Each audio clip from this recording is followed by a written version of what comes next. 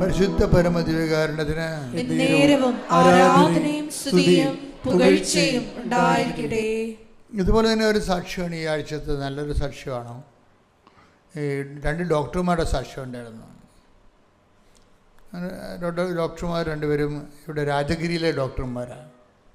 രാജഗിരിയിലെ ഡോക്ടർമാർക്ക് നല്ല ആശുപത്രിയാണ്, നല്ല ശമ്പളം കിട്ടും. അപ്പോൾ അവർക്ക് പക്ഷേ കുറേ നാൾ എല്ലാവർക്കും ഉണ്ടാകുന്നൊരവസ്ഥയാണ്. ഇപ്പോൾ നമ്മൾ അച്ഛന്മാരാണെങ്കിലും ഒരു പള്ളിക്കൊണ്ട് ഇട്ട് കഴിഞ്ഞാൽ 5 കൊല്ലം കഴിയുമ്പം പിതാക്കന്മാർ മാറ്റുമല്ലോ. അപ്പോൾ ഒരു സ്ഥലത്ത് തന്നെ വർക്ക് ചെയ്യുമ്പോൾ ഒരു റിലീവിങ് എടുക്കാൻ തോന്നും നമുക്ക്. കാര്യം അവിടെ പ്രൊഫഷനെ സംബന്ധിച്ചിടത്തോളം കുറച്ചുകൂടി അപ്ഡേഷൻസ് വേണമെന്ന് തോന്നും. നിങ്ങൾക്കത് എല്ലാവർക്കും മനസ്സിലാവുമെന്ന് അറിയത്തില്ല. ഒരു വർക്ക് ചെയ്യുമ്പോൾ ഇപ്പോൾ ഒരു ഹോസ്പിറ്റലിൽ അപ്പോൾ അവർ 5 കൊല്ലം വർക്ക് ചെയ്യുമ്പോൾ ഇപ്പോൾ കോടികൾ വിലയുള്ളതാണ് പുതിയ ഉപകരണങ്ങളെല്ലാം. ഇപ്പോൾ എല്ലാ ഹോസ്പിറ്റൽമാർക്കും അഫോർഡബിൾ അല്ല. അപ്പോൾ അതുകൊണ്ട് ഇവർ പഠിച്ചിട്ടുള്ള ആൾക്കാർ അവർ ഒരു സ്ഥലത്ത് വർക്ക് ചെയ്ത് കഴിയുമ്പോൾ അവർക്ക് അപ്ഡേഷൻസിന് വേണ്ടി അതിനൊക്കെ ഉയർന്ന ആശുപത്രിയിലോട്ട് പോകും. ചിലപ്പോൾ ശമ്പളവും കൂടും, അതുപോലെ തന്നെ പുതിയ ഉപകരണങ്ങൾ അവിടെ വരും. അപ്പോൾ അത് പഠിക്കാൻ പറ്റും. അപ്പോൾ ഇങ്ങനെ ഈ ബിബിനും ജോസും കൂടി അവിടുന്ന് രണ്ടുപേരും ഒരേ ഹോസ്പിറ്റലിൽ വർക്ക് ചെയ്യണവരാണ്. അവർ പറഞ്ഞു നമുക്കൊന്ന് ഇവിടുന്ന് ചേഞ്ച് ചെയ്താലാ. അപ്പം അവർ ചേഞ്ച് ചെയ്ത് ഇവിടുന്ന് രാജഗിരിയിൽ നിന്ന് രാജിവെച്ച് അവർ മലേഷ്യയിലോട്ട് പോയി. അവർക്ക് ഇൻ്റർവ്യൂ കിട്ടി, അവരവിടെ ചെന്നു. അവർക്ക് വിസ കിട്ടി, അവരവിടെ ചെന്നു. പക്ഷേ ഉള്ള പ്രശ്നം എന്ന് വെച്ച് കഴിഞ്ഞാൽ ഇവിടെ ചെല്ലുമ്പോൾ നമ്മുടെ ലോക്കൽ നിയമങ്ങളെല്ലാം മാറിയിരിക്കുകയാണ്. നമുക്ക് ഇവിടുത്തെ ഒരു സെറ്റപ്പൊന്നും അവിടെ ഇല്ല. അപ്പോൾ അവിടെ നിന്ന് ജോലി കിട്ടാൻ അവിടെ ചെന്നതിന് ശേഷമാണ് ഇവർ ഓരോ CV ഇല്ലാത്ത ഇപ്പോൾ എല്ലാവരും കണ്ടല്ലോ, ദുബായിലൊക്കെ പോയി നിന്നിട്ട് നമ്മുടെ ആൾക്കാർ പിള്ളേർ അവിടെ പോയി നിന്നിട്ട് ഏതെങ്കിലും ആൻറ്റിയുടെ അങ്കിളിൻ്റെയൊക്കെ കൂടെ നിന്നിട്ട് ആണല്ലോ അവർ എല്ലായിടത്തേക്കും CV അയക്കണത്. അയക്കുമ്പോൾ അവരെ കോൾ ഫോർ ചെയ്യും. പിന്നെ അവിടെ പോയി നമ്മൾ ഇൻ്റർവ്യൂ എടുക്കും. പിന്നെ കമ്പനി നമുക്ക് വിസ അയച്ചു തരും. പിന്നെ നമ്മൾ അങ്ങോട്ട് പോകാം. വിസിറ്റ് വിസ എടുത്ത് പോയി കഴിഞ്ഞാൽ വിസിറ്റ് വിസ എടുത്തിട്ട് 10-25 ദിവസം നിന്നിട്ട് ഇതെല്ലാം ചെയ്യണം. അപ്പോൾ ഈ വിസിറ്റ് വിസ എടുത്ത് പോയെങ്കിലും കമ്പനികളൊന്നും ഇൻ്റർവ്യൂ ഒന്നും ഒക്കണില്ല. ഇൻ്റർവ്യൂ എന്ന് വെച്ചാൽ ഒക്കണില്ല എന്ന് വെച്ച് കഴിഞ്ഞാൽ ഇവരുടെ ക്വാളിറ്റി എന്ന് പറയുന്നത് ഈ രാജഗിരിയേക്കാൾ മെച്ചമായിട്ടുള്ള ഇതിനേക്കാൾ സൂപ്പർ സ്പെഷ്യാലിറ്റി ആയിട്ടുള്ള ഒരു ഹോസ്പിറ്റലാണ് ഇവർക്ക് പോകേണ്ടത്. അങ്ങനെയുള്ള അവിടെ അതിനുള്ള നിയമങ്ങളൊക്കെ വ്യത്യാസമാണ്. അപ്പം അതുകൊണ്ട് ഇവരുടെ ഒരു നല്ല എക്സ്പീരിയൻസ് ഉണ്ട്. അപ്പോൾ വിപിനാണ് ഒരു ഡോക്ടർ, ഹസ്ബൻഡ്. പിന്നെ ജോത്സനാണ് വൈഫ്. രണ്ടുപേരും ഡോക്ടറാണ്. അപ്പോൾ ഇവർ നല്ല ഹൈ പ്രൊഫൈലുള്ളവരാണ്. ഹൈ പ്രൊഫൈൽ എന്ന് പറയുമ്പോൾ ഞാനീ സാക്ഷ്യം പറയേണ്ടെന്ന് വിചാരിച്ചിരിക്കുകയായിരുന്നു. കാര്യം ഇതെല്ലാം ടെക്നിക്കൽ ടേംസുമാണ്, എല്ലാവർക്കും നമ്മുടെ അമ്മച്ചിമാർക്കൊന്നും മനസ്സിലാകത്തില്ല. എന്നുവെച്ചാൽ ഹൈ പ്രൊഫൈൽ അവർക്ക് നല്ല മെരിറ്റുണ്ട്, അവർക്ക് പ്രൊഫൈലുണ്ട്. ഇപ്പോൾ ജോത്സനെന്ന് വെച്ച് കഴിഞ്ഞാൽ ഒത്തിരിയേറെ ഇൻ്റർനാഷണൽ ജേണലിലൊക്കെ അവിടെ ആർട്ടിക്കിൾ പ്രസിദ്ധീകരിച്ചിട്ടുള്ളതാണ്, സയൻറ്റിഫിക് ആർട്ടിക്കിൾ പ്രസിദ്ധീകരിച്ചതാണ്. അപ്പോൾ അവരെ സംബന്ധിച്ചുള്ള എവിടെ പോയാലും കൈമുത്തിക്കൊണ്ട് എടുക്കും, ഒരു സംശയമില്ല. കാര്യം അവർക്ക് മെരിറ്റുണ്ട്. അതാണ് നമ്മുടെ ഉടമ്പടി ഭാഷ പറഞ്ഞ മെരിറ്റുണ്ട്. അപ്പം അതുകൊണ്ട് പക്ഷേ ഇവരവിടെ ചെന്നെങ്കിലും മെരിറ്റ് വർക്ക് ചെയ്യുന്നില്ല. അപ്പം മെരിറ്റ് വർക്ക് ചെയ്യാതെ വന്നപ്പോൾ ജോത്സന് വിസ വീണ്ടും ഒന്ന് പുതുക്കിയിട്ട് രണ്ടാമത് പോകാൻ വേണ്ടി വന്നപ്പോൾ എൻ്റെ ഒരു പ്രസംഗം കേട്ട്. എന്താ കാര്യം? നിങ്ങളെ മെരിറ്റ് നമ്മുടെ മെരിറ്റ് വർദ്ധിച്ച് നിൽക്കുന്ന സമയത്ത് നമുക്ക് മെരിറ്റ് കൂടുതലുണ്ടെന്ന് വിചാരിച്ചോ. ഇപ്പോൾ ഈ ബിബിൻ എന്ന് പറഞ്ഞ ആരാണ്? ബിബിൻ ഒരു പൾമനോളജിസ്റ്റാണ്. എന്നുവെച്ചാൽ ഈ ശ്വാസകോശങ്ങളെക്കുറിച്ച് ചൈൽഡായിട്ടുള്ള കുഞ്ഞുങ്ങളുടെ ശ്വാസകോശ വിദഗ്ധനാണ് പുള്ളി. MD ആണ്. MD എന്ന് വെച്ചാൽ MD ICUവിൽ വർക്ക് ചെയ്യുന്ന ആളാണ്. ICU എന്ന് വെച്ച് കഴിഞ്ഞാൽ ഡെഡ് ലൈനിൽ നിൽക്കുന്ന കുഞ്ഞുങ്ങളില്ലേ, അവരെ ട്രീറ്റ് ചെയ്യാനാണ് ആൾ ഡെഡ് ലൈൻ. അപ്പോൾ ഭയങ്കര എക്സ്പീരിയൻസ്ഡ് ആണ്. അങ്ങനെ എല്ലാവർക്കും കിട്ടത്തില്ലത്. MD എടുത്തുകൊണ്ട് പൾമനോളജിസ്റ്റാണ്,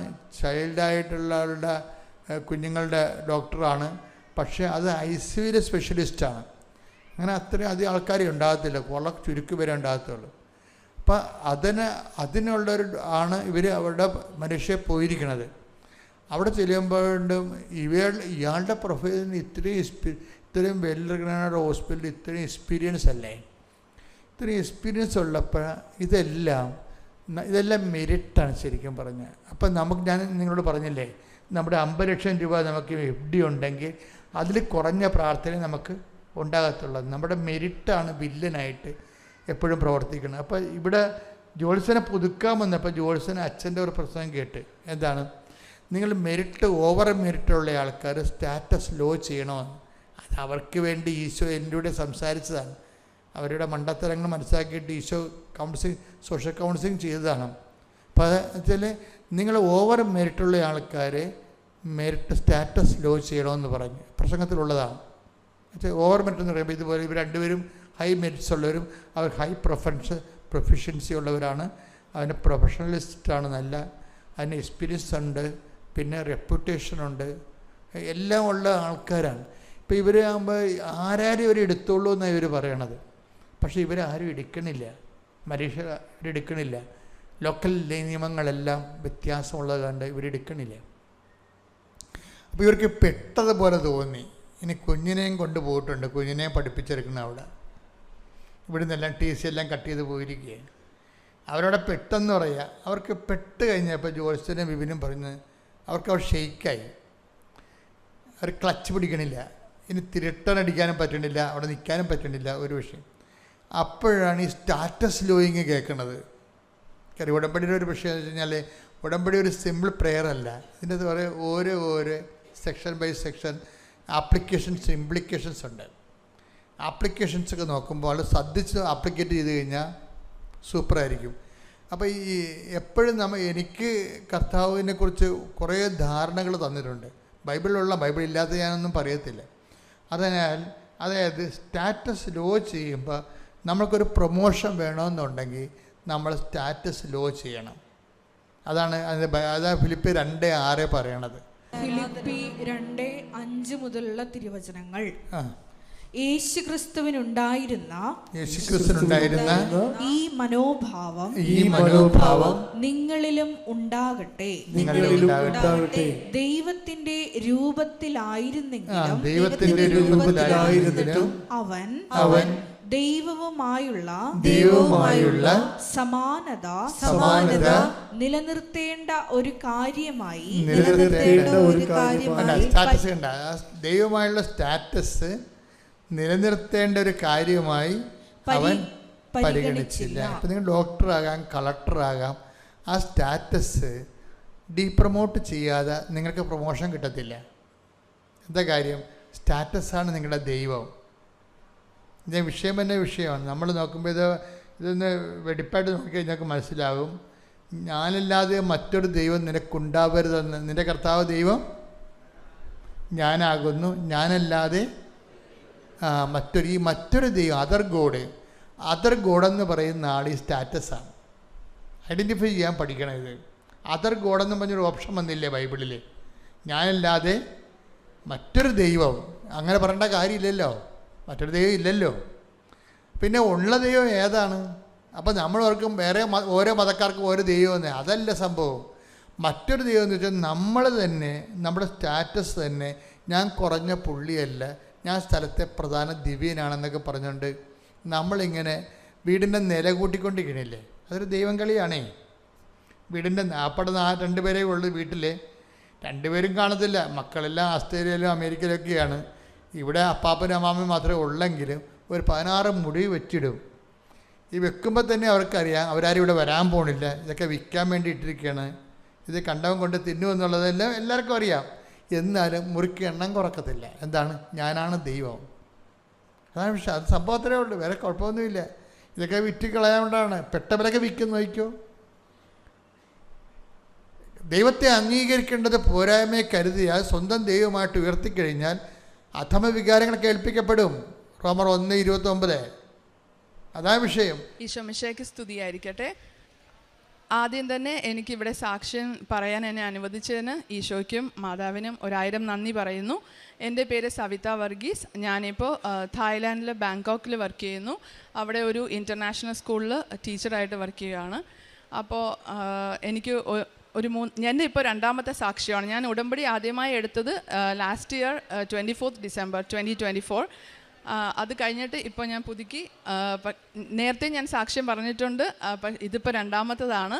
അപ്പോൾ എനിക്ക് കിട്ടിയ അനുഗ്രഹങ്ങളുടെ ഫസ്റ്റ് എന്ന് പറഞ്ഞാൽ, ഞാൻ അവിടെ ചെന്നതിന് ശേഷം, ബാങ്കോക്കിൽ ചെന്നതിന് ശേഷം എനിക്ക് കുറച്ചുകൂടി പൊസിഷൻ ഒന്ന് സ്റ്റേബിൾ ആക്കാൻ ഒരു ഡോക്ടറേറ്റ് ഡിഗ്രി എടുക്കണം എന്ന് ആഗ്രഹം ഉണ്ടായിരുന്നു.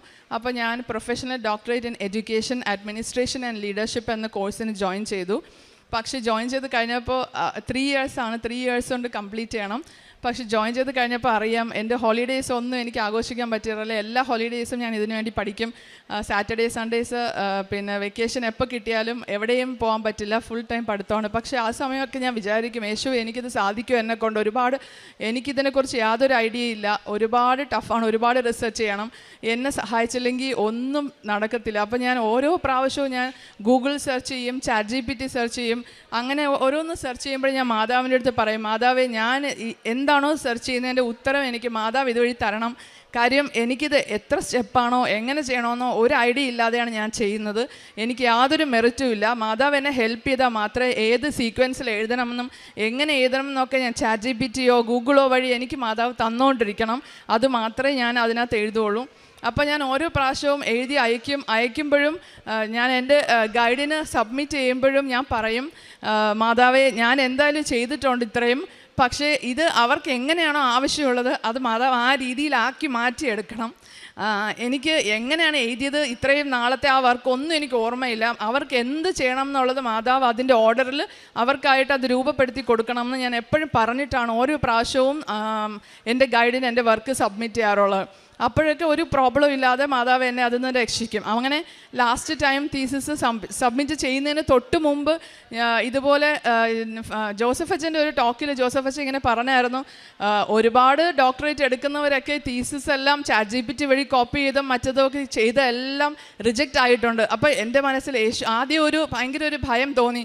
കാര്യം ഞാനും ഉപയോഗിച്ചല്ലോ ഇതുവഴി, ഞാനും ഗൂഗിൾ സെർച്ചും ChatGPT ഒക്കെ ചെയ്തിട്ടുണ്ട്. പക്ഷെ ആദ്യം ഒന്നും ഇതായെങ്കിലും പക്ഷെ പിന്നീട് ഞാൻ എനിക്ക് മനസ്സിന് ഭയങ്കരമായിട്ട് ധൈര്യം കിട്ടി. കാര്യം ഞാൻ ChatGPT ഉപയോഗിച്ചാലും ഗൂഗിൾ ഉപയോഗിച്ചാലും ഞാൻ പറയുന്നത് മാതാവ് എനിക്ക് ഇതുവഴി ആൻസേഴ്സ് തരണമെന്നാണ്. കാര്യം അതുകൊണ്ട് ആ ഒരു ബലം എനിക്കുണ്ടായിരുന്നു. മറ്റുള്ളവരെ പോലെ അല്ല, എൻ്റെത് ഒരിക്കലും റിജക്റ്റ് ആവില്ല, എനിക്ക് പൂർണ്ണമായ ഒരു ഉറപ്പുണ്ടായിരുന്നു. അപ്പോൾ അതുപോലെ തന്നെ ഞാൻ ഫൈനൽ തീസിസ് സബ്മിറ്റ് ചെയ്തപ്പോഴും മാതാവിനോട് പ്രത്യേകം പ്രാർത്ഥിച്ചു. അത് 100% മാതാവ് അവർക്ക് ആവശ്യമുള്ള രീതിയിലാക്കി എടുക്കണമെന്ന് പ്രാർത്ഥിച്ചിട്ടാണ് ഞാൻ ഓരോന്ന് സബ്മിറ്റ് ചെയ്യുന്നത്. അങ്ങനെ ഫൈനലി അവർ പറഞ്ഞു, എൻ്റെ തീസിസ് ഓക്കെ, സക്സസ്ഫുൾ ആണ്, അവർ ആക്സെപ്റ്റ് ചെയ്തിട്ടുണ്ടെന്ന് മെസ്സേജ് വന്നു. പിന്നെ അപ്പോൾ ഞാൻ ബാങ്കോക്കിലാണ്. അപ്പോൾ ബാങ്കോക്കിൽ ഗ്രാജുവേഷൻ ഡേറ്റ് December 5th 2025 ആണ്. അപ്പോൾ എൻ്റെ ഒരു ആഗ്രഹം, എനിക്ക് December 5th ആ ഗ്രാജുവേഷൻ പോയി കഴിഞ്ഞാൽ എനിക്ക് നാട്ടിൽ വരുമ്പോൾ, ഡിസംബറിൽ ഹോളിഡേയ്സാണ്, നാട്ടിൽ വരുമ്പോൾ എനിക്ക് സാക്ഷ്യപ്പെടുത്താമല്ലോ എന്നെൻ്റെ മനസ്സിലുണ്ടായിരുന്നു. ഞാൻ എൻ്റെ ഈ ഡോക്ടറേറ്റ് എടുക്കുന്ന കാര്യം ഞാൻ എൻ്റെ ആരടുത്തും, എൻ്റെ കുടുംബത്തിലോ അവരുടെ അടുത്തൊന്നും ഞാൻ പറഞ്ഞിട്ടില്ല. ഞാൻ ഇവിടെ വന്ന മാതാവിൻ്റെ അടുത്ത് ഫസ്റ്റ് പറഞ്ഞതിന് ശേഷമേ എല്ലാവരുടെ അടുത്തും പറയുള്ളൂ എന്ന് എനിക്കൊരു ആഗ്രഹം ഉണ്ടായിരുന്നു. അപ്പോൾ ഞാൻ അടുത്ത 2ാമത്തെ ഘട്ടം എന്ന് പറഞ്ഞാൽ എനിക്ക് ഗ്രാജുവേഷൻ അറ്റൻഡ് ചെയ്യണം. അപ്പോൾ ഞാൻ അറ്റൻഡ് ചെയ്യാൻ പോയപ്പോൾ ഞാൻ പറഞ്ഞു, എനിക്ക് December 5th ബാങ്കോക്കിൽ വെച്ച് നടക്കുന്ന ഗ്രാജുവേഷൻ സെറമണിയിൽ എനിക്ക് അറ്റൻഡ് ചെയ്യണം.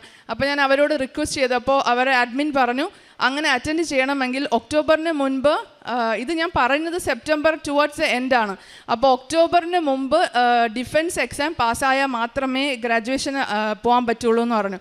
അപ്പോൾ ഡിഫൻസ് എക്സാം എന്ന് പറഞ്ഞാൽ ഡിഫൻസ് പാനൽ ഒരു 6 മെമ്പേഴ്സെങ്കിലും മിനിമം കാണും. അപ്പോൾ അവർ തുരുതുര പല ചോദ്യങ്ങളും ചോദിക്കും. അപ്പോൾ എനിക്ക് ആദ്യം തൊട്ടുള്ള എന്തൊക്കെയാണോ ഞാൻ റിസർച്ച് ചെയ്ത് അതെല്ലാം ഞാൻ ഓർത്ത് വെക്കണം. അപ്പോൾ ഞാനിങ്ങനെ എൻ്റെ സ്കൂളിൽ വർക്ക് ചെയ്തുകൊണ്ടിരിക്കുമ്പോൾ അവരുടെ അടുത്തൊക്കെ പറഞ്ഞായിരുന്നു, എനിക്ക് സ്റ്റാറ്റിസ്റ്റിക്സ് ഒരുപാടൊന്നും അറിയില്ല, കാര്യം ഞാൻ മാത്തമാറ്റിക്സ് അല്ല, എൻ്റെ സബ്ജക്റ്റ് കെമിസ്ട്രിയാണ്. അപ്പോൾ അവർ കൂടുതലും ചോദ്യങ്ങൾ ചോദിച്ചു കഴിഞ്ഞാൽ ഞാൻ കുഴഞ്ഞു പോവും. കാര്യം ഞാൻ സെർച്ച് ചെയ്തും ChatGPT വഴിയൊക്കെ എനിക്ക് കിട്ടിയ കാര്യങ്ങളാണ്. അപ്പോൾ ഞാനിങ്ങനെ പ്രാർത്ഥിക്കുമായിരുന്നു. അപ്പം ഒരുപാട് മനസ്സ് ഭയങ്കര സ്ട്രെസ്സായി. ഞാൻ എന്ത് ചെയ്തു, ലാസ്റ്റ് അതെല്ലാം മാറ്റി വെച്ച് വചനം എഴുതാൻ തുടങ്ങി. എൻ്റെ ഏറ്റവും പ്രിയപ്പെട്ട വചനം സെഫാനിയ 3:17 അപ്പോൾ അത് ഞാനിങ്ങനെ പേപ്പറിൽ എഴുതാൻ തുടങ്ങി. ആ ഡിഫൻസ് തുടങ്ങാനായിട്ട് കുറച്ച് മിനിറ്റുകളേ ഉള്ളൂ. ഞാൻ അവിടെ ഇരുന്ന് വചനം എഴുതി. അത് കഴിഞ്ഞിട്ട് ഞാൻ കുരിശ് വരച്ചു. വിശുദ്ധ തൈലവും ഉപ്പ് എല്ലാം ഇട്ട് എൻ്റെ ലാപ്ടോപ്പിൽ കുരിശ് വരച്ചു. എൻ്റെ ദേഹത്തും ആ തൈലം തടവി. എന്നിട്ട് ഞാനിങ്ങനെ പറഞ്ഞു, മാതാവേ, സ്റ്റാറ്റിസ്റ്റിക്സ് എന്ന ആ ഒരു ഭാഗത്തിൽ നിന്നും അവരെൻ്റെ അടുത്ത് കൂടുതൽ ഇൻഡെപ്തായിട്ട് ഒന്നും ചോദിക്കരുത്. ചോദിച്ചു കഴിഞ്ഞാൽ ഞാൻ കുഴഞ്ഞു പോവും. എനിക്ക് പാസ്സാവാൻ പറ്റില്ല. അത് പാസ്സായാൽ മാത്രമേ എനിക്ക് ഗ്രാജുവേഷന് പോകാൻ പറ്റുള്ളൂ. അപ്പോൾ എൻ്റെ സ്കൂളിൽ എല്ലാവരും പറഞ്ഞു, ഉറപ്പായിട്ടും ഒരുപാട് ചോദ്യങ്ങൾ അതിൽ നിന്ന് വരും. സ്റ്റാറ്റിസ്റ്റിക്സ് ആണ് അവർ കൂടുതലും ഒരുപാട് ചോദിക്കുന്നത്, അതുകൊണ്ട് പ്രിപ്പയർ ആയിരിക്കുക എന്ന് പറഞ്ഞാൽ അവർ ഒരുപാട് പേര് എനിക്കിങ്ങനെ പറഞ്ഞുകൊണ്ടിരുന്നു. പക്ഷേ എൻ്റെ ഉള്ളിൽ എനിക്ക് ധൈര്യം ഉണ്ടായിരുന്നു. മാതാവിൻ്റെ ഞാൻ ഉടമ്പടിയിൽ വെച്ച കാര്യമാണ്. കഴിഞ്ഞ വർഷം എനിക്ക് ഡോക്ടറേറ്റ് ഈ വർഷം എനിക്ക് തരണം എന്നുള്ള ഞാൻ ഉടമ്പടിയിൽ വെച്ച കാര്യമാണ്. അപ്പോൾ ഞാൻ ആ ഒരു ധൈര്യത്തിൽ, അപ്പോൾ ഡിഫൻസിന് 6 പേരുണ്ടായിരുന്നു. അവർ ചോദ്യങ്ങളൊക്കെ ചോദിച്ചു. പക്ഷേ ഒരു ക്വസ്റ്റ്യൻ പോലും സ്റ്റാറ്റിസ്റ്റിക്സ് എന്ന ആ ഭാഗത്തുനിന്ന് വന്നില്ല. ഞാൻ പറഞ്ഞത് എനിക്ക് ഇൻഡെപ്ത് ആയിട്ടുള്ള ക്വസ്റ്റ്യൻസ് ഒന്നും ചോദിക്കല്ലേ എന്നാണ്. കുറച്ചൊക്കെ ചോദിച്ചാൽ എനിക്ക് എന്തെങ്കിലും പറയാമായിരിക്കും. പക്ഷേ ഒരു ചോദ്യം പോലും ആ ഏരിയയിൽ നിന്ന് വന്നില്ല.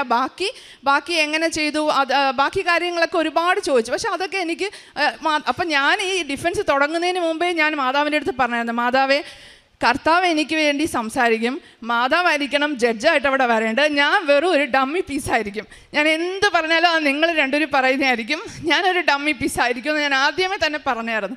അപ്പോൾ അതുപോലെ തന്നെ അവർ സ്റ്റാറ്റിസ്റ്റിക്സിൻ്റെ ഒന്നും ചോദിച്ചില്ല. എനിക്ക് ബാക്കി എല്ലാ കാര്യങ്ങളും ഇങ്ങനെ ഞാൻ പറഞ്ഞിട്ടുണ്ടല്ലോ, മാതാവാണ് ജഡ്ജ്, കർത്താവ് എല്ലാ കാര്യവും സംസാരിക്കും, ഞാൻ വെറും ഒരു ഡമ്മി പീസാണ്. അപ്പോൾ ഞാൻ അവിടെ വെറുതെ ഇരുന്നു. അപ്പോൾ എനിക്ക് ടെൻഷനൊക്കെ ആദ്യം ഉണ്ടായിരുന്നു. പക്ഷേ ഡിഫൻസിൻ്റെ പാനൽസ് ചോദ്യം ചോദിച്ചു വന്നപ്പോൾ എനിക്ക് ടെൻഷനൊക്കെ മാറി. അങ്ങനെ 1 മണിക്കൂറായിരുന്നു ഡിഫൻസ് എക്സാം. അങ്ങനെ അത് പാസ്സായി. അപ്പോൾ റിസൾട്ട് വന്നപ്പോൾ ഞാൻ ഡിസ്റ്റിങ്ഷനും കൂടി പാസ്സായി എന്ന് എനിക്ക് റിസൾട്ട് വന്നു. അങ്ങനെ എനിക്ക് December 5 ഗ്രാജുവേഷൻ അറ്റൻഡ് ചെയ്യാൻ പറ്റി. ഇപ്പോൾ എനിക്ക് പേരിന് മുമ്പ് എൻ്റെ ടൈറ്റിൽ എനിക്ക് കൊടുക്കാൻ പറ്റി, ഡോക്ടർ സവിത വർഗീസ് ആയി. അതിലെനിക്ക് മാതാവിനും കർത്താവിനും ഞാൻ ഒരുപാട് 1000 നന്ദി പറയുന്നു. പിന്നെ ഒരു സാക്ഷ്യം എന്ന് പറഞ്ഞാൽ, ഞാൻ ബാങ്കോക്കിൽ ഒരു അമേരിക്കൻ സ്കൂളിലാണ് വർക്ക് ചെയ്യുന്നത്. അപ്പോൾ അവിടെ ഒരുപാട് നാഷണാലിറ്റീസ് ഉള്ള ടീച്ചേഴ്സൊക്കെ ഉണ്ട്. അവിടെ 12, 13, 15 വർഷം പഠിപ്പിക്കുന്ന ഫിസിക്സും മാത്തും ബയോളജിയൊക്കെ പഠിപ്പിക്കുന്ന എൻ്റെ ഡിപ്പാർട്ട്മെൻറ്റിൽ തന്നെ മെമ്പേഴ്സ് ഉണ്ട്. ഞാൻ കെമിസ്ട്രിയാണ്. അപ്പോൾ പൊതുവേ അവർ ഇന്ത്യയിൽ നിന്ന് പോകുന്നവർക്ക് അങ്ങനെ പെട്ടെന്നൊരു പൊസിഷൻ കൊടുക്കില്ല. അപ്പോൾ ഞങ്ങളുടെ അവിടെ റോസ മറിയ മിസ്റ്റിക്ക ചർച്ചുണ്ട്. അപ്പോൾ ഞാൻ എല്ലാ ദിവസവും അവിടെ മാതാവിൻ്റെ അടുത്ത് പോയി പ്രാർത്ഥിക്കും. അപ്പോൾ ഞാൻ പ്രാർത്ഥിക്കുമ്പോൾ എൻ്റെ മനസ്സിൽ, മാതാവ്, ഞാൻ ഈ സ്കൂളിൽ തന്നെ നിൽക്കണോ? ഈ സ്കൂളിൽ ഞാൻ നിൽക്കുകയാണെങ്കിൽ എനിക്ക് എന്തെങ്കിലും ഒരു പൊസിഷൻ മാതാവ് തരണം, എന്നാലേ എനിക്കിവിടെ നിൽക്കാൻ പറ്റില്ല, ഞാൻ വേറെ ഏതെങ്കിലും സ്കൂളിൽ നോക്കാം. അപ്പോൾ ഞാൻ കുറച്ച് ദിവസങ്ങൾ കഴിഞ്ഞപ്പോൾ തന്നെ എനിക്ക് ആ ഒരു ഡിപ്പാർട്ട്മെൻറ്റിലെ ഫിസിക്സും ബയോളജിയൊക്കെ ഒരുപാട് എക്സ്പീരിയൻസ് ഉള്ള ടീച്ചേഴ്സ്, 50 വയസ്സോ 55 വയസ്സോ 60 വയസ്സുള്ള ടീച്ചേഴ്സും ഉണ്ട്. പക്ഷേ എന്നെയാണ് ആ ഒരു ഡിപ്പാർട്ട്മെൻറ്റിലെ ഹെഡ് ഓഫ് സയൻസ് ആക്കി എനിക്ക് അവർ ഉയർത്തി. അപ്പോൾ അത് മാതാവിൻ്റെ ഇടപെടൽ കൊണ്ട് മാത്രമാണ് എനിക്ക് അവരുടെ ഹെഡ് ഓഫ് സയൻസ് ആവാൻ പറ്റിയത്. പിന്നെ അത് കഴിഞ്ഞ് എനിക്ക് എന്നാലും മനസ്സിൻ്റെ ഉള്ളിലൊരു ഡൗട്ടായിരുന്നു. കാര്യം ഇവരെല്ലാവരും ഇത്രയും സീനിയേഴ്സായിട്ട് ഉള്ളപ്പോൾ എന്നെ മിക്കവാറും അവർ ടെമ്പററി പോസ്റ്റ് ആയിരിക്കും, കുറച്ചൊന്ന് ട്രൈ ചെയ്തിട്ട് മാറ്റുമായിരിക്കുമെന്ന് ഞാൻ വിചാരിച്ചാണ് ജോയിൻ ചെയ്തത്. അപ്പോൾ ഞാൻ മാതാവിനോട് ചോദിക്കുമായിരുന്നു, ഇതെനിക്കൊരു പെർമനൻറ്റ് പൊസിഷൻ ആണെങ്കിൽ എനിക്ക് എന്തെങ്കിലും രീതിയിലൊരു അടയാളം എങ്ങനെയെങ്കിലും ഒന്ന് കാണിച്ചു തരണമെന്ന് ഞാൻ പറഞ്ഞ് പ്രാർത്ഥിച്ചിട്ടുണ്ട്. അപ്പോൾ എനിക്ക് മാതാവിൻ്റെ ഇവിടെ കഴിഞ്ഞ പ്രാവശ്യം വന്നപ്പോൾ ഭയങ്കരമായിട്ട് നല്ലതുപോലെ മാതാവിൻ്റെ സുഗന്ധം എനിക്ക് അനുഭവിക്കാൻ പറ്റിയിട്ടുണ്ടായിരുന്നു. പിന്നെ മാതാവ് എനിക്ക് ക്യാൻഡിലിൽ എനിക്ക് മാതാവിൻ്റെ രൂപം കാണാൻ പറ്റി. അതുപോലെ മഴവില്ലിൽ മാതാവിൻ്റെ ആ ഒരു രൂപം എനിക്ക് കാണാൻ പറ്റിയിട്ടുണ്ടായിരുന്നു. അപ്പോൾ എനിക്ക് മനസ്സിലായി, ഓക്കെ, എൻ്റെ ഈ പൊസിഷൻ പെർമനൻ്റ് ആണ്. അപ്പോൾ ഞാൻ ഇപ്പോഴും ആ സ്കൂളിൽ സെക്കൻഡ് ഇയർ ആണ്, HOD ആയിട്ട് ഇപ്പോഴും വർക്ക് ചെയ്യുന്നു. അപ്പോൾ അത് മാതാവിൻ്റെ ഇടപെടൽ കൊണ്ട് മാത്രം കിട്ടിയതാണ്. പിന്നെ വേറൊന്ന് പറഞ്ഞാൽ, നേരത്തെയൊക്കെ ഒരുപാട് സോഷ്യൽ മീഡിയ ഉപയോഗിക്കുന്ന ഒരു വ്യക്തിയായിരുന്നു. ഇൻസ്റ്റാഗ്രാമിൽ എപ്പോഴും ഞാൻ ഓരോ ഫോട്ടോസ് അപ്ഡേറ്റ് ചെയ്യുന്ന ഒരു വ്യക്തിയായിരുന്നു. പക്ഷേ ഇപ്പോൾ എൻ്റെ ഇൻസ്റ്റാഗ്രാം, ഫേസ്ബുക്കും സ്റ്റോറീസ് നോക്കിയാൽ എല്ലാം സാക്ഷ്യങ്ങളും ഫാദറിൻ്റെ രാവിലത്തെ മോർണിംഗ് ഡെയിലി ബ്രെഡ് ടോക്കും പിന്നെ അല്ലാതെ സാക്ഷ്യങ്ങളും പിന്നെ ഉടമ്പടി ധ്യാനം അതെല്ലാം ആയിരിക്കും. ഒരുപാട് സമയം അതിനുവേണ്ടി ചിലവാകുന്നു. പിന്നെ ഡെയിലി എനിക്ക് മാസ് ഓൺലൈനിൽ പങ്കെടുക്കാൻ പറ്റുന്നുണ്ട്. അവിടെ നമുക്ക് സൺഡേ മാത്രമേ ഇംഗ്ലീഷ് മാസമുള്ളൂ, അതുകൊണ്ട് അതിൽ പോകാൻ പറ്റും. പിന്നെ ബാക്കിയുള്ള ദിവസങ്ങളിൽ ഓൺലൈൻ മാസിൽ പങ്കെടുക്കാൻ പറ്റും. അതുപോലെ തന്നെ ജപമാല 2 ജപമാല രാവിലെയും, പിന്നെ കുടുംബ പ്രാർത്ഥന ഒരിക്കലും മുടക്കിയിട്ടില്ല. ഒരിക്കലും മുടക്കരുത് എന്നാണ് എൻ്റെ പ്രാർത്ഥന. ഇനി അവസാന കാലം വരെയും മാതാവിനോട് ചേർന്ന് നിൽക്കണം, ഇതുപോലെ തന്നെ മുന്നോട്ട് പോകണമെന്നാണ് എൻ്റെ ആഗ്രഹം. പിന്നെ പ്രേക്ഷിത പ്രവർത്തനമായിട്ട് അവിടെ എനിക്ക് ഒരുപാട് ചെയ്യാൻ പറ്റിയില്ലെങ്കിൽ ഞാൻ നാട്ടിൽ വരുമ്പോൾ പത്രം പല ലാംഗ്വേജിൽ, കൂടുതൽ ഇംഗ്ലീഷിലായിരിക്കും, ഇംഗ്ലീഷിൽ വാങ്ങി അവിടെ കൊണ്ടുപോയി നമ്മുടെ പള്ളിയിലുള്ള അവർക്കെല്ലാം, അവർ കൂടുതലും ഫിലിപ്പീൻസിലുള്ളവരാണ്, അപ്പോൾ അവർക്കെല്ലാം കൊടുക്കാൻ പറ്റും. അതുമാത്രമല്ല നാട്ടിലുള്ളപ്പോൾ ഞാൻ പത്രം വാങ്ങി ട്രെയിനിൽ യാത്ര ചെയ്യുന്ന സമയത്ത് ഞാനങ്ങ് ഫസ്റ്റ് ബോഗി തൊട്ട് ലാസ്റ്റ് ബോഗി വരെ ഞാൻ നടക്കും. ഈ പത്രം കൊണ്ട് ഞാൻ നടന്നിട്ട് ഓരോരുത്തർക്കും ഞാൻ കൊടുക്കുമായിരുന്നു. പിന്നെ ഹോസ്പിറ്റലിൻ്റെ അവിടെ എല്ലാവർക്കും ഫുഡും പിന്നെ പാവപ്പെട്ടവർക്ക് പൈസ ഓൺലൈൻ വഴി അയച്ചു കൊടുക്കും. ഓരോരുത്തരിങ്ങനെ നമുക്ക് ഷെയർ ചെയ്യുമല്ലോ, ഇങ്ങനെ അത്യാവശ്യം അങ്ങനെയൊക്കെ ചെയ്യും. പിന്നെ നാട്ടിൽ വരുമ്പോഴാണ് കൂടുതലും അത് ചെയ്യാൻ പറ്റുന്നത്. അവിടെ ഇരുന്ന് അധികം ആരും ചെയ്യാൻ പറ്റില്ല. അവിടെ ഫുഡ് കൊടുക്കാനും ഒക്കെ ഞങ്ങൾ ഒരുപാട് യാത്ര ചെയ്ത് പോയിട്ടുണ്ട്. ആരെങ്കിലും ഒരാൾ കാണണേ എങ്കിൽ അവരെ സഹായിക്കാം എന്ന് പറഞ്ഞ് കുറേ, പക്ഷേ ബാങ്കോക്കിൽ അങ്ങനെ അധികം കാണാറില്ല. വല്ലപ്പോഴും ഒരു ദിവസം 1-2 ആളെ കാണുമ്പോഴേ കൊടുക്കാൻ പറ്റുള്ളൂ. അതുകൊണ്ട് നാട്ടിൽ വരുമ്പോൾ അങ്ങനെയൊക്കെ ചെയ്യാൻ പറ്റുന്നുണ്ട്. അപ്പോൾ ഇങ്ങനെയൊക്കെ ആത്മീയതയിൽ ഒരുപാട് വളരാൻ പറ്റിയതിനെ ഓർത്ത് അതാണ് ഏറ്റവും വലുത്. ഒരുപാട് ഈ സോഷ്യൽ മീഡിയയിൽ നിന്നൊക്കെ മാറി ആത്മീയതയിൽ കൂടുതൽ വളരാൻ പറ്റി. അതിനൊക്കെ മാതാവിനും കർത്താവിനും ഒരുപാട് നന്ദി പറയുന്നു. ഇനിയും ഇങ്ങനെ തന്നെ മുന്നോട്ട് പോകണമെന്ന് ഞാൻ ആഗ്രഹിക്കുന്നു. കർത്താവിന് ഒരുപാട് നന്ദി. ഈശോമിശിഹായ്ക്കും സ്തുതിയായിരിക്കട്ടെ. കൃപാസന മാതാവിനും ഈശോയ്ക്കും 1000 നന്ദി. എൻ്റെ പേര് മീനു. ഞാൻ ആഫ്രിക്കൻ കൺട്രി മൊറീഷ്യസിൽ നിന്നാണ് വരുന്നത്. എനിക്ക് കൃപാസന മാതാവിൽ നിന്ന് കിട്ടിയ അനുഗ്രഹങ്ങളെ പറ്റി പറയാനാണ് ഞാനിവിടെ വന്ന് നിൽക്കുന്നത്. ആദ്യമേ എനിക്ക് പറയാനുള്ളത്, 6 വർഷമായി ഞങ്ങൾ മൊറീഷ്യസിൽ ആയിട്ട്, ഹസ്ബൻഡും കൊച്ചുമൊക്കെ അവിടെ തന്നെയാണ്. 5 വർഷമായി ഞാൻ ജോലി അന്വേഷിക്കുന്നു. പക്ഷേ ജോലികൾ കിട്ടാറുണ്ട്, പക്ഷേ പെർമിറ്റിൻ്റെ ഇഷ്യൂ, പിന്നെ ജോലി കിട്ടിയാൽ തന്നെ അവിടുത്തെ കൊളീഗ്സായിട്ടുള്ള പ്രശ്നങ്ങൾ, പിന്നെ വർക്ക് പ്രഷർ, ഇതൊക്കെ ആയിട്ടൊന്നും അങ്ങോട്ട് സെറ്റ് ആവണുണ്ടായിരുന്നില്ല. ഇവിടെ കൃപാസന മാതാവിനെ പറ്റി പറഞ്ഞു തന്നത് എൻ്റെ അമ്മയാണ്. ഇവിടെ വന്ന എൻ്റെ അമ്മ ഉടമ്പടി എടുക്കലും പ്രാർത്ഥിക്കലൊക്കെ ഉണ്ടായിരുന്നു. അമ്മയ്ക്ക് കുറേ അനുഗ്രഹങ്ങൾ കൃപാസന മാതാവ് വഴി കിട്ടിയിട്ടുണ്ട്. അങ്ങനെയാണ് ഞാനിവിടെ കഴിഞ്ഞ ജനുവരി 8 2025 ഇവിടെ വന്ന് ഉടമ്പടി എടുക്കണത്. ഇവിടെ ഉടമ്പടി എടുക്കാനായിട്ട് വരുമ്പോൾ എനിക്കൊരു കമ്പനിയിൽ ഇൻ്റർവ്യൂ ഒക്കെ കഴിഞ്ഞ് കുഴപ്പമൊന്നും ഇല്ലാണ്ടിരിക്കണ്ടായിരുന്നു. അപ്പോഴും എനിക്ക് വലിയ പ്രതീക്ഷയൊന്നുമില്ല, ഇതും പെർമിറ്റിൻ്റെ ഇഷ്യൂ ആയിട്ട് പ്രശ്നമാവുമെന്ന് വിചാരിച്ചിട്ടൊക്കെ ഇരുന്നിരുന്നേ. ഇവിടെ വന്ന് പ്രാർത്ഥിച്ചു, ഉടമ്പടി എടുത്തു. അവിടെ ചെന്ന് കഴിഞ്ഞ് ജനുവരിയിലാണ് ഞാൻ ഉടമ്പടി എടുക്കണേ. ഫെബ്രുവരി ആയപ്പോഴത്തേനും എനിക്ക് പെർമിറ്റും കാര്യങ്ങളൊക്കെ റെഡിയായി. ഞാൻ അക്കൗണ്ടൻ്റായിട്ടാണ് ജോലിക്ക് അപ്ലൈ ചെയ്തത്. പക്ഷേ എൻ്റെ പെർമിറ്റ് വന്നപ്പോൾ ഹെഡ് ഓഫ് ക്വാളിറ്റി ഓഡിറ്റ് എന്ന് പറഞ്ഞിട്ടാണ് വന്നിട്ടുണ്ടായിരുന്നത്. അതെന്നെ വലിയൊരു അനുഗ്രഹമായിരുന്നു എനിക്ക് കിട്ടിയിട്ടുണ്ടായിരുന്നത്.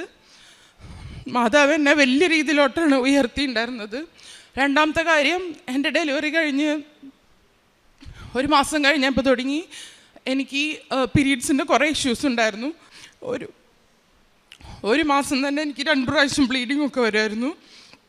അത് വരാണെന്നുണ്ടെങ്കിൽ കട്ട പോലെ ഇങ്ങനെയാവും. എനിക്ക് പുറത്തോട്ടൊന്നും ഇറങ്ങാൻ പറ്റില്ല. എനിക്ക് ഭയങ്കര ടെൻഷനാണ്. പുറത്ത് ഞാൻ പോയി കഴിഞ്ഞ് കഴിഞ്ഞാൽ, ഇതുപോലെ ആയിക്കഴിഞ്ഞ് കഴിഞ്ഞാൽ മറ്റുള്ളവരുടെ മുമ്പിൽ നാണക്കെടുമല്ലോ എന്നുള്ളൊരിത്. മൊറീഷ്യസിൽ വെച്ചിട്ടും ഇവിടെ വെച്ചിട്ടും ഞാൻ കുറേ ഡോക്ടർമാരെ കണ്ടു. അവരൊക്കെ പറയണത് ഹോർമോൺ ഇൻബാലൻസിൻ്റെ പ്രശ്നമാണെന്ന് പറഞ്ഞ് ഗുളികകൾ തരായിരുന്നു. ഗുളികകൾ എനിക്ക് കഴിക്കുമ്പോൾ എനിക്ക് ഭയങ്കര ബുദ്ധിമുട്ടുകളായിരുന്നു. പറഞ്ഞ് ഇതാക്കാൻ പറ്റില്ല. അതുപോലെ എനിക്ക് ഭയങ്കര ബുദ്ധിമുട്ടുകളും കാര്യങ്ങളൊക്കെ ആയിരുന്നു. അപ്പം ഞാൻ ഗുളിക പതുക്കെ സ്റ്റോപ്പ് ചെയ്യും. അപ്പം എൻ്റെ വീട്ടിൽ നിന്ന് പറയും, അത് കഴിക്കി, കുറച്ച് നാൾ കഴിച്ച് കഴിയുമ്പോൾ ശരിയാവും, അങ്ങനെ എങ്ങനെയെന്നൊക്കെ.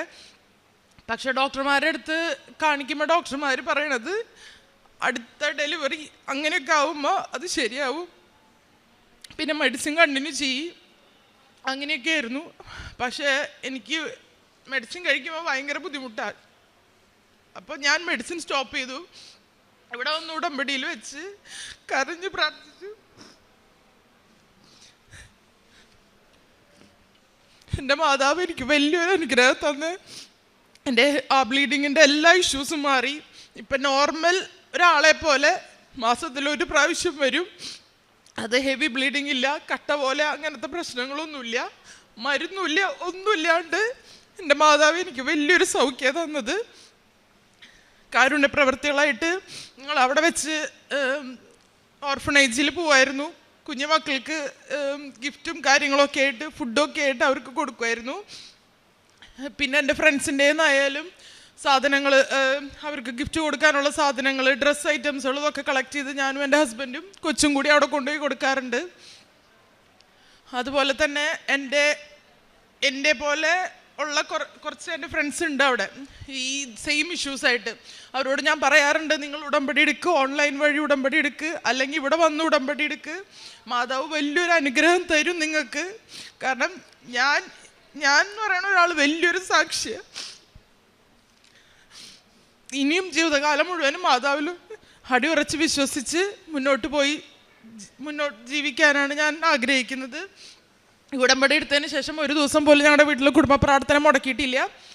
അത് ഞാനും എൻ്റെ ഹസ്ബൻഡും കൊച്ചും, എല്ലാവർക്കും അറിയാം, എത്ര വൈകി വീട്ടിലെത്തിയാലും കുടുംബ പ്രാർത്ഥന എത്തിക്കാതെ ഞങ്ങൾ കിടക്കാറില്ല. ഇനി അഥവാ നേരം വൈകി വരുമെന്ന് ഞങ്ങൾക്ക് അറിയണ സിറ്റുവേഷനുകളാണെന്നുണ്ടെങ്കിൽ ചിലപ്പോൾ ഞങ്ങൾ ഉച്ചയ്ക്കൊക്കെ കുടുംബ പ്രാർത്ഥന എത്തിച്ചിട്ട് ആ വീട്ടിൽ നിന്ന് ഞങ്ങൾ ഇറങ്ങാം. അതുപോലെ ഞങ്ങൾ മിസ്സാക്കാറില്ല. മാതാവ് എനിക്ക് വലിയൊരു അനുഗ്രഹങ്ങളാണ് ഇതാക്കിയത്. ഞാൻ ഇനിയും ഉടമ്പടിയിൽ വെച്ചിട്ടുണ്ട്. നേർച്ച വസ്തുക്കളായിട്ട് ഇൻ്റർവ്യൂവിനൊക്കെ പോകുമ്പോൾ ഞാൻ ഉപ്പ്, കാശുരൂപമൊക്കെ കയ്യിൽ കരുതാറുണ്ട്. അതുപോലെ തന്നെ എൻ്റെ മോളെ സ്കൂളിലായിട്ട് അയക്കുമ്പോഴും ഒരു തുള്ളിത്തേൻ ഞാൻ അവളുടെ വായിലൊഴിച്ചു കൊടുക്കാറുണ്ട്. അതുപോലെ തന്നെ തൈലം പൂശി കൊടുത്തിട്ട് അവളെ ഞാൻ സ്കൂളിലോട്ട് വിടാറ്. കാരണം ഞാനും ഹസ്ബൻഡും വർക്കിങ്ങാണ്. അപ്പം അവളെ നോക്കണത് വേറൊരു സ്ഥലത്താണ്. സ്കൂളിൽ പോകുമ്പോഴായാലും ഞങ്ങൾ വൈകിട്ട് വന്നാലേ ഞങ്ങൾക്ക് കാര്യങ്ങളൊക്കെ അറിയുള്ളൂ. അപ്പം മാതാവിനെ ഏൽപ്പിച്ചു കൊടുത്തിട്ട് ഞാൻ അവളെ സ്കൂളിലോട്ടായാലും എവിടേക്കായാലും വിടുള്ളൂ. അവൾക്കും ഇപ്പോൾ വിശ്വാസമാണ്. അവളും കൃപാസന മാതാവിൻ്റെ അടുത്ത് പ്രാർത്ഥിച്ചിട്ട് അവൾ വീട്ടിൽ നിന്ന് ഇറങ്ങാറുള്ളൂ.